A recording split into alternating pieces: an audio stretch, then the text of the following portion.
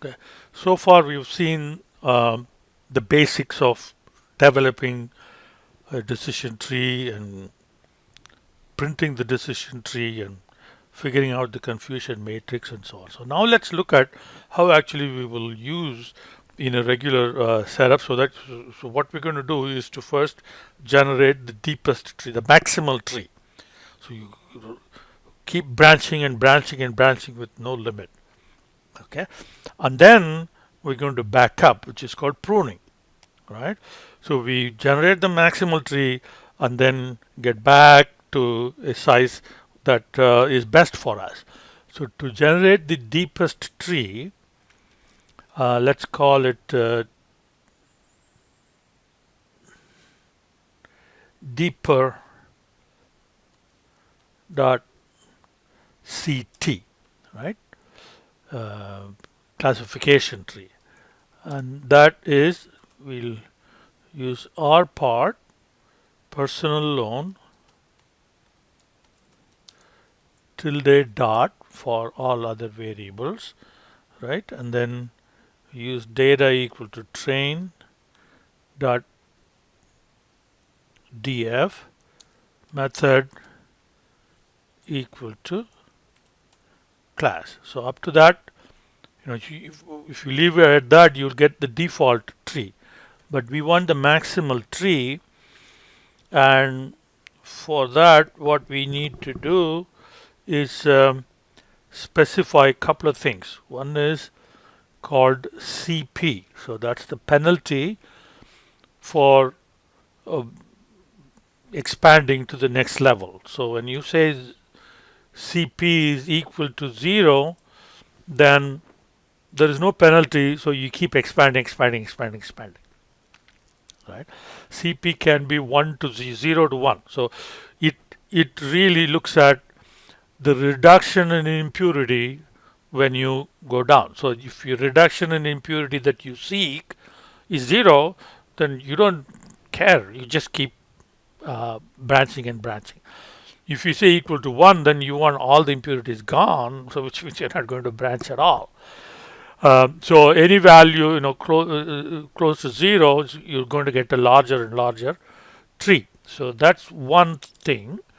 And then another one is min split. So this is the minimum number of observations that we want when we do the splitting.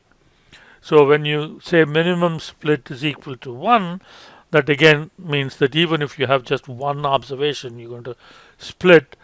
And so this will give you the maximal tree. Okay, so run that line of code and you get the maximal tree. And let's print that. So PRP, and we want to print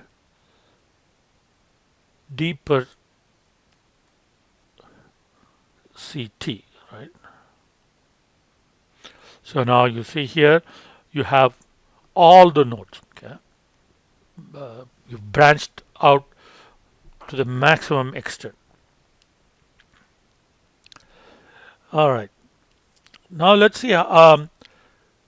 In this, how many nodes are there, and how many of them are leaf nodes?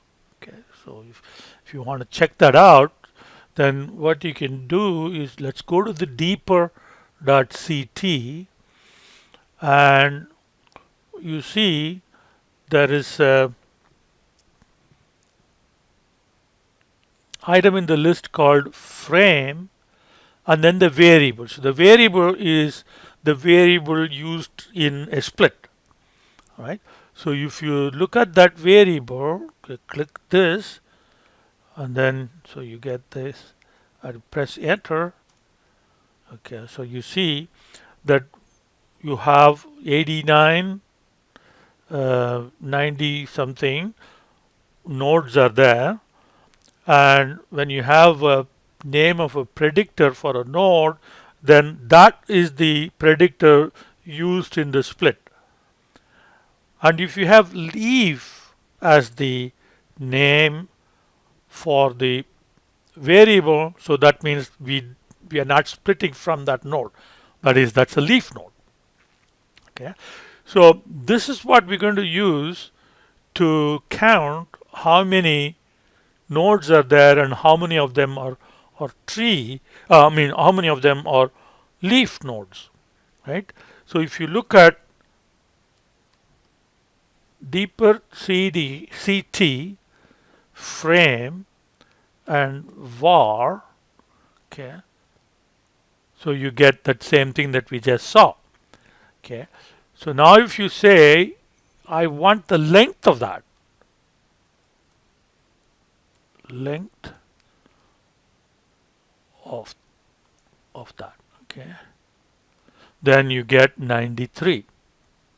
Okay, now how many of those are leaf nodes? So now we want to count, we want to do length, okay, but we want to only count the leaf. So which means we're going to do this like this. Okay, deeper CT, right, frame var, okay,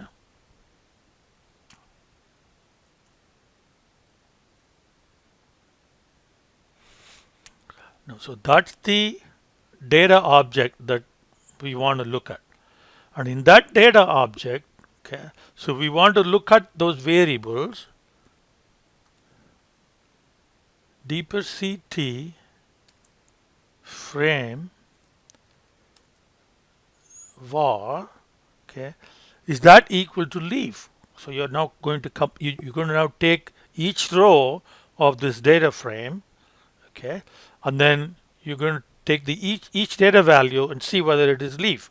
So this comparison operator is two equal signs, and then so you look at how the leaf node is coded.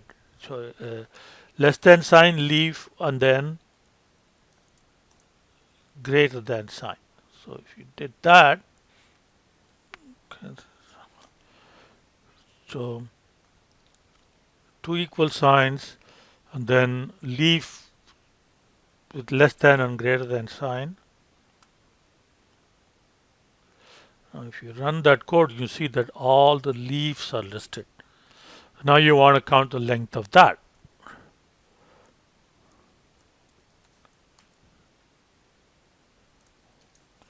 So if you do length, you see 47. So there are 93 nodes and 47 of them are leaf nodes. And suppose we want to color code the leaf nodes and the non-leaf nodes. So we want to take this plotting code, line of code. So, all right, so that's going to plot, but we want to add to that, okay, box color. Okay, box color equal to, now we want to check whether it is a leaf node or not. If it is leaf node, we want to color it in one color. Otherwise, we color it in a different color. So how do you know whether it's the given node is leaf or not? We just did that. So we do deeper dot ct frame and then var. Okay, we want to check whether that is leaf or not. Okay, so that the leaf or not should be like that. So this is what we need to check. So here, all right, well, okay, so that's the condition that we want to check. So, and if it is true, one color; if it is not true, another color. So it's a Excel like if function. So that is if else. Okay, then that's the condition.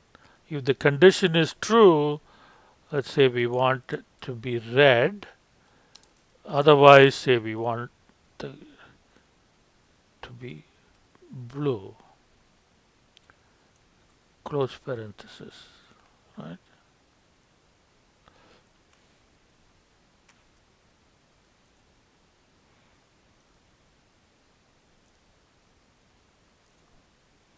I have an extra right parenthesis here, so get rid of that. Okay, so now is it okay? And I need one more right parenthesis there. So now we have it right. Okay, now let's run. Okay, so now you see all the leaf nodes are red and all other nodes are blue.